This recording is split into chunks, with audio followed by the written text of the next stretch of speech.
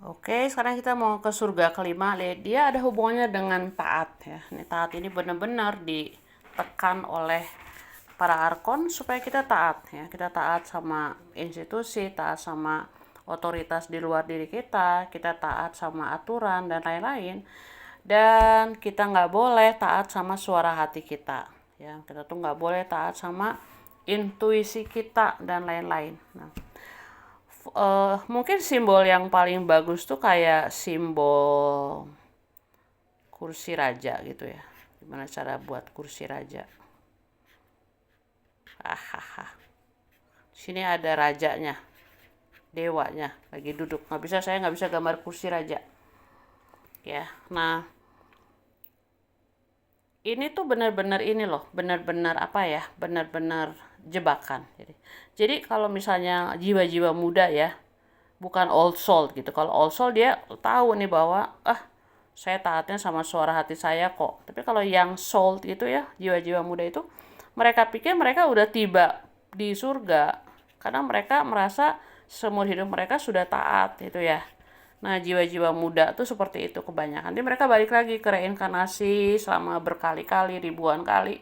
Sampai akhirnya sadar bahwa yang harus ditaati adalah suara hati, ya, suara di dalam diri itu yang harus dibersihkan dari manipulasi selama hidup, dimanipulasi oleh ya katakanlah demiurge dan dunia materi yang dia ciptakan.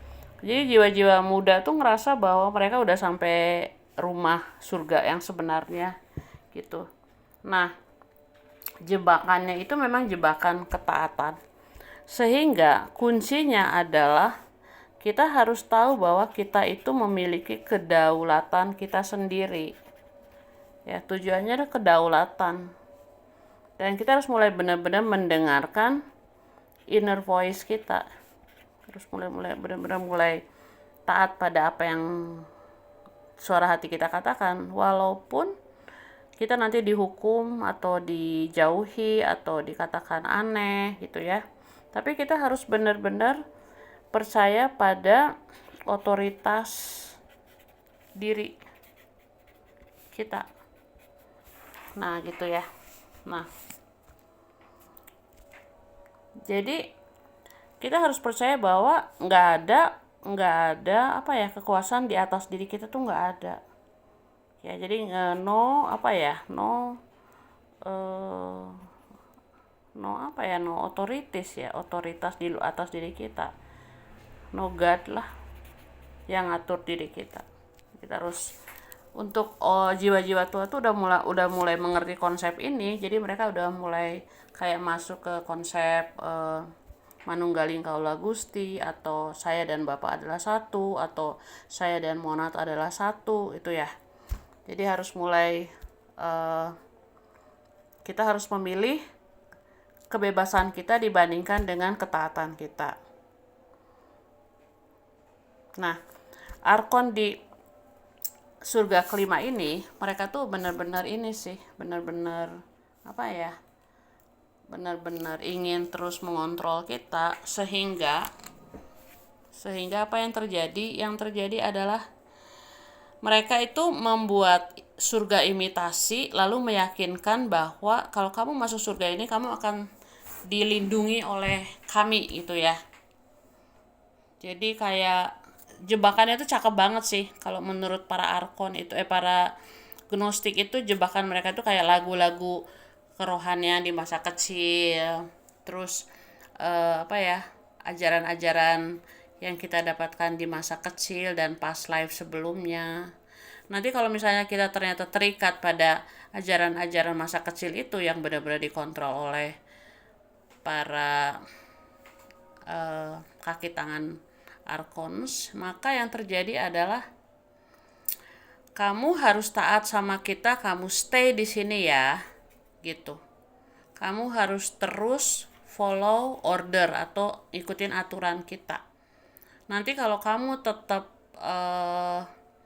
taat sama kita, maka kita akan membuat kamu selamat.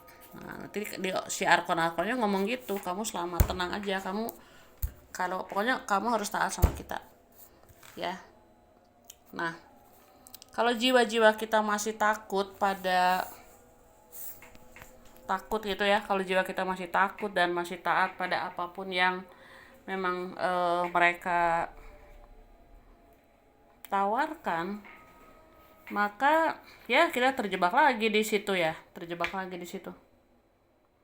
Kaum mistik itu menyebutkan ini sebagai sebuah katedral. Dan dia itu jebakannya adalah devosi kita yang yang tidak kita sadari. Devosi apapun itu juga nggak selalu tentang Tuhan agama, tapi devosi terhadap spiritualitas era baru, konteks-konteks ilmu-ilmu yang semuanya masih dikontrol oleh konteks taat, itu semuanya akan masuk ke situ semua. Jadi belajarlah untuk tidak taat. Susah ngomongnya ya, belajarlah untuk tidak taat. Bagaimana cara untuk breakingnya? Caranya sangat sederhana, bahwa saya remember, recognizing, dan knowing siapa saya. Gitu. Nanti lama-lama si cahaya abadi yang ada di dalam diri kita itu dia mulai berbicara, dan kita mulai mendengarkan suara dari cahaya abadi yang ada di dalam diri kita tanpa rasa takut.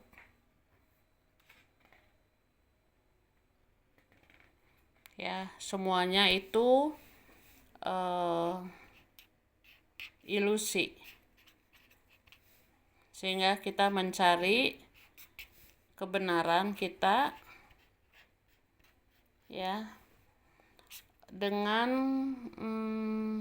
tahu bahwa semuanya ada di dalam diri kita. Inner self. Semuanya di dalam diri kita, nggak ada yang ada di luar diri kita. Ya, jangan takut sama hierarki, jangan takut sama apa yang mereka paksakan dan lain-lain. Kita harus percaya pada intuisi kita dibandingkan dengan tradisi. Kita harus percaya pada kebenaran kita daripada ketakutan kita nggak menjadi bagian dari sesuatu. Ya, jadi kita memilih divinitas kita dibandingkan kebutuhan untuk tetap taat. Kita harus otentik, ya. Jadi kita jangan jadi follower, tapi kita jadi rememberer. Ya, kita bertanya, apakah saya tetap taat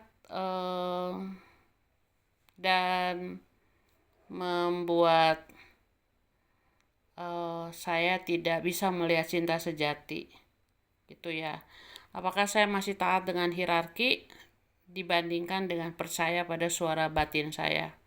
Apakah saya masih berlutut dan bersujud di hadapan kebenaran orang lain? Jadi pada saat kita mulai mendengarkan suara hati kita, itu nanti kita jadi ingat kembali ya bahwa saya adalah entitas yang berkedaulatan. Jadi I am entity that sovereign. Ya, saya berkedaulatan, lalu saya bercahaya, lalu saya mempunyai pengetahuan saya sendiri ya, self knowing. Terus dan yang paling utama nih teman-teman, nggak ada tahta di luar sana yang ngontrol saya. Itu yang paling penting sih. Nggak ada otoritas di luar sana yang ngontrol saya. Nah, kalau misalnya jiwa-jiwa muda itu kebanyakan karena mereka masih belajar tentang mendengarkan suara hati dan remembering asal muasal, itu mereka akan susah untuk keluar dari jebakan surga kelima ini. Tapi nggak apa-apa. Di dalam realita yang tidak ada waktu, nggak apa-apa sih. Mungkin memang harus melewati itu untuk akhirnya ingat kembali siapa kita. Ya. nggak apa-apa. Jadi saya ngasih tahu surga-surga ini tuh bukan untuk menakut-nakuti teman-teman, tapi kayak melihat suatu sisi bahwa surga-surga ini sebenarnya memfasilitasi kita untuk bisa melewati suatu proses mengenal diri kita di realita ini, lalu nanti kita pulang ke yang disebut pleroma itu dengan kebijaksanaan lain. Jadi sebenarnya ini bukan tentang baik atau buruk, jahat atau tidak jahat, tapi dia tentang proses yang kita lewati dan difasilitasi oleh surga-surga ini. Oke teman, sekarang saya mau ngomong ke surga yang keenam ya. Surga keenam ini saya lagi ngalami sekarang. Jadi kenapa saya buat video ini, karena saya lagi ngalamin suatu tantangan yang berat. Oke, jadi surga keenam itu dia tentang keputusasaan. Ya, bahasa Inggrisnya itu despair. Dan kuncinya cuma satu, yaitu hadapi. Oke, nah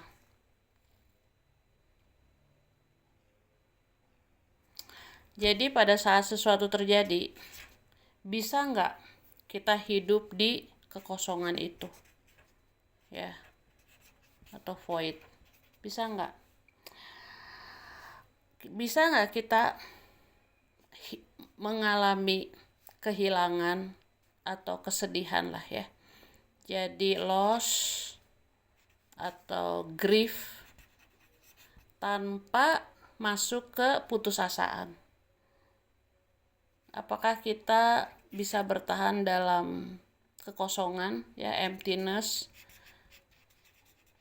itu tanpa, nah ini dia nih, tanpa menciptakan, wah keren ya, menciptakan Tuhan yang palsu gitu.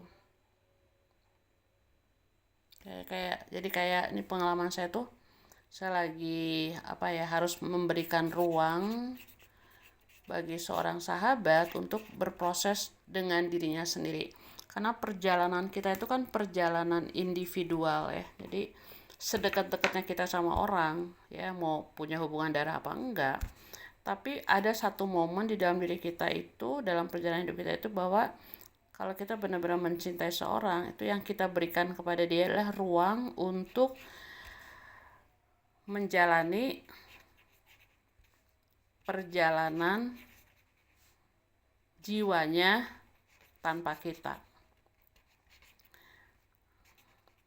Nah, itu teman-teman yang pasti ya menimbulkan sebuah desperation atau keputusasaan. Kenapa? Karena lalu ada ruang kosong yang ditinggalkan. Nah, gimana caranya supaya kita tidak terjebak pada keputusasaan itu, tapi kita kayak menghormati proses kita dan proses orang tersebut. Nah, nanti si Arkon yang menjaga surga keenam itu bilang sama kita gini, nah sekarang kamu sendiri ya, kamu sendiri. Nah, mereka tuh kayak merayakan, kamu sekarang sendirian gitu ya. Terus kita harus benar-benar sendiri sih. Nggak ada pilihan lain. Nah, lalu kita mulai melihat reaksi kita ya, reaksi kita gitu. Bentar.